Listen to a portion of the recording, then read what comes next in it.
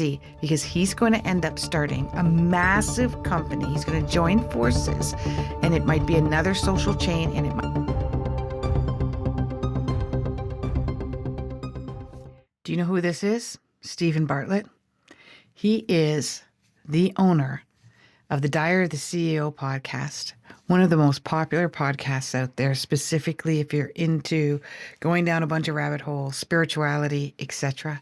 The BBC has just attacked him. He is English, he is UK, lives there. And the BBC has just attacked him, saying that there is a harmful health misinformation in the Diary of the CEO. And they go into detail on a video that you can find on YouTube. Here's what I have to say about it. He has almost 10 billion followers. These are the people that he has interviewed. Their attack on him is that they're saying that he doesn't question his guests enough. He drilled them enough to find out if whether that doctor, that lawyer, that CEO, that billionaire is telling the truth or questioning their abilities, their expertise, their medical profession, their certification. Wait till you hear this one. The best thing that has ever happened to him. This is a blessing in disguise. And if you're listening, Stephen, this is a prediction that I'm going to make for you for your near future. I'm doing this clairvoyantly, but then I'm going to be looking at your birth chart for just a second.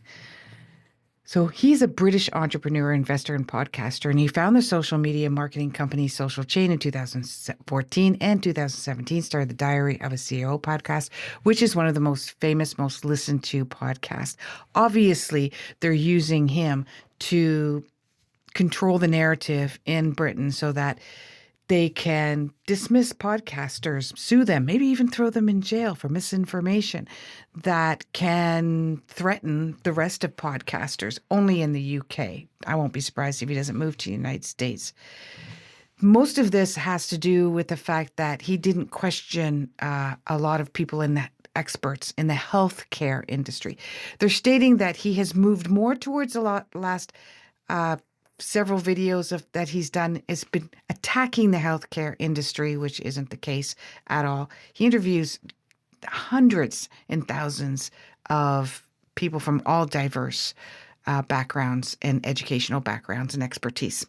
Nevertheless, they found 14 sites digging through his podcasts of when he should have questioned. One of them was a doctor that believes that carnivore and ketogenic diet does not feed cancer cells, so therefore can help with cancer. Another one had to do with diet and a diet regime. Now wait, I'm going to talk about his future, but when do we expect him, Stephen Bartlett, to be an expert as a medical doctor, to question a medical doctor? He's an interviewer. He interviews people. If we did that, went down that rabbit hole, then what about Oprah Winfrey?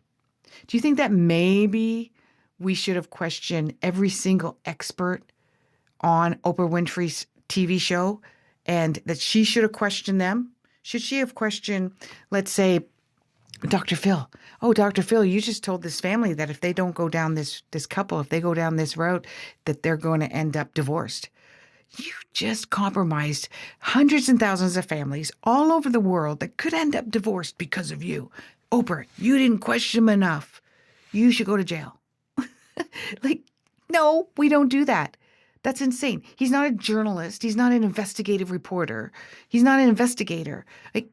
Why don't you go and check out some of your investigative reporters and see if they're actually questioning some of the people that they're talking about, or the corporations or the companies that they're talking about, or the politicians for that matter. But no.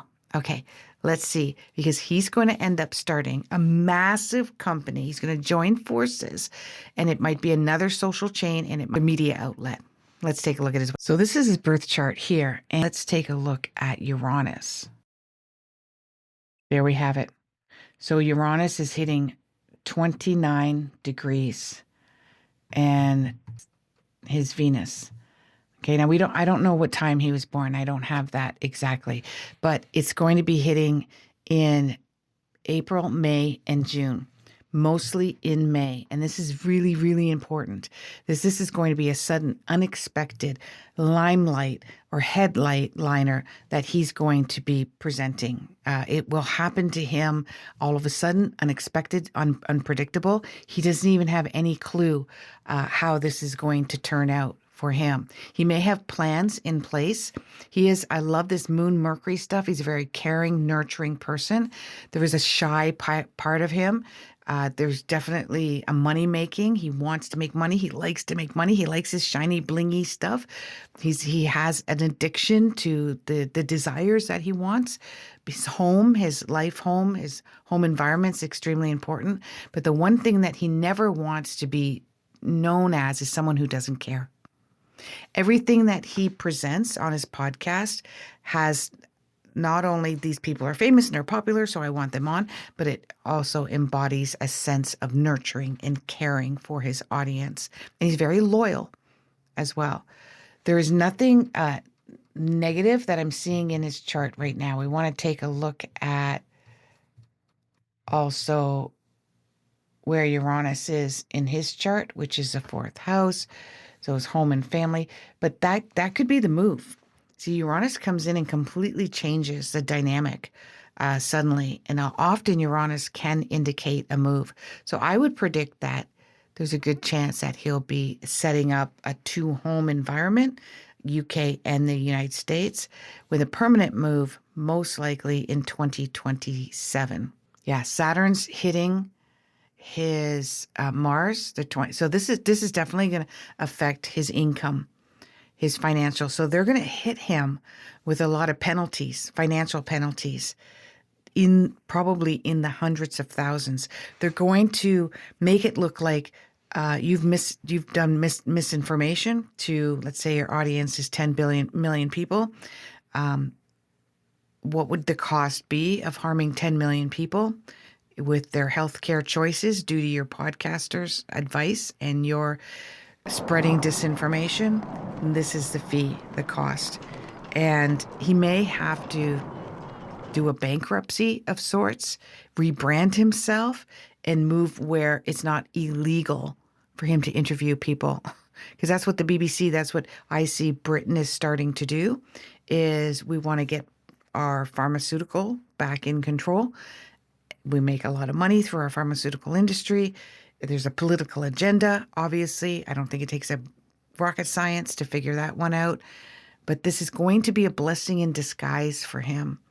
And it's been something that kind of crept in about a year ago.